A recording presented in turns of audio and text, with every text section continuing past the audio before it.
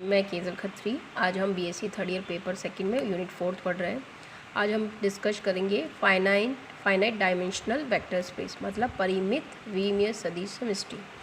उसकी डेफिनेशन क्या है? एक सदिश समष्टि वीएफ परिमित विमीय सदिश समष्टि कहलाता है यदि V का एक ऐसा परिमित उपसमुच्चय S विद्यमान हो कि V = LS। मतलब क्या है, कब कहलाएगा ये विमीय सदिश, परिमित विमीय सदिश? जब है ना V में एक ऐसा परिमित उपसमुच्चय विद्यमान हो जिसमें V = LS, मतलब V के प्रत्येक सदिश द्वारा जनित। अतः यदि किसी सदिश समष्टि का कोई आधार परिमित हो तो वह परिमित विमीय सदिश समष्टि कहलाता है। एक सदिश समष्टि जो परिमित विमीय नहीं है तो उसको क्या बोलेंगे? अपरिमित। ठीक है, मतलब V = LS प्रत्येक लीनियर कॉम्बिनेशन के रूप में व्यक्त हो सके। फिर है परिमित विमीय सदिश समष्टि को परिमित जनित समष्टि भी कहते हैं। एग्जाम्पल क्या है? सदिश समष्टि V3R एक परिमित विमीय सदिश समष्टि है।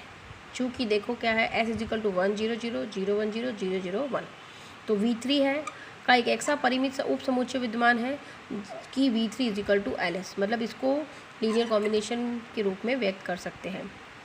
फिर है basis of a finite dimensional vectors, परिमित विमीय सदिश समष्टि का आधार। इस पे एक थ्योरम है, existence theorem. It is very important.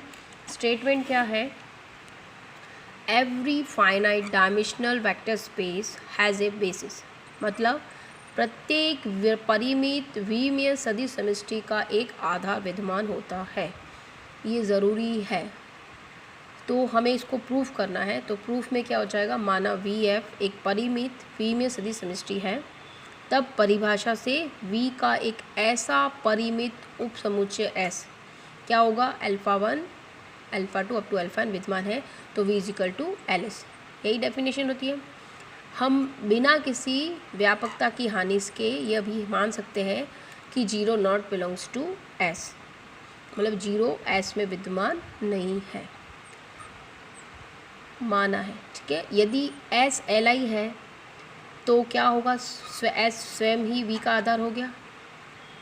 परंतु यदि S Ld है तो क्या होगा? S में एक ऐसा अवयव अल्फा k जो 2 ≤ k ≤ n विद्यमान होगा कि अल्फा k अपने पूर्ववर्ती अवयवों, मतलब α1 α2 अल्फा k - k LC के रूप में व्यक्त किया जा सके। अर्थात अल्फा k क्या हो जाएगा? Summation AI alpha i, AI belongs to F, और I क्या हो जाएगा? 1 2 3 up to k - 1। अब S में हम अल्फा k को हटाने पर हम शेष अवयव का समुच्चय क्या लेंगे? अर्थात S1 क्या हो जाएगा? S - alpha k। तो एलिमेंट क्या हो जाएगी? α1 α2 up to अल्फा k - 1 और alpha k + 1 up to alpha n। तो ये समुच्चय S भी V की विस्तृति करेगा, मतलब लीनियर कॉम्बिनेशन के रूप में व्यक्त कर सकते हैं, अर्थात V = LS1। अब यदि S1 Li है तो V का आधार हो जाएगा। हमें यही प्रूव करना है। अगर मान लो S Ld है तो पुनः हम वही प्रक्रिया करेंगे। पुनः alpha i belongs to S1, alpha L > k एक ऐसा है अवयव जिसमें अल्फा L अपने पूर्ववर्ती अवयवों के α1 α2 अल्फा L - k LC के रूप में व्यक्त कर सकते हैं। अब हम क्या करेंगे? यदि S1 में से अल्फा i हटाने पर, मतलब अल्फा L हटाने पर, ये क्या हो जाएगा? S2 समुच्चय मिलेगा, वही S2 S - अल्फा k, और अल्फा L हटा दिया इसमें से, तो हमें क्या मिलेगा? इस पर V की S2 भी विस्तृति करता है, मतलब लीनियर कॉम्बिनेशन को व्यक्त में कर सकते हैं, अतः V = LS2 हो जाएगा।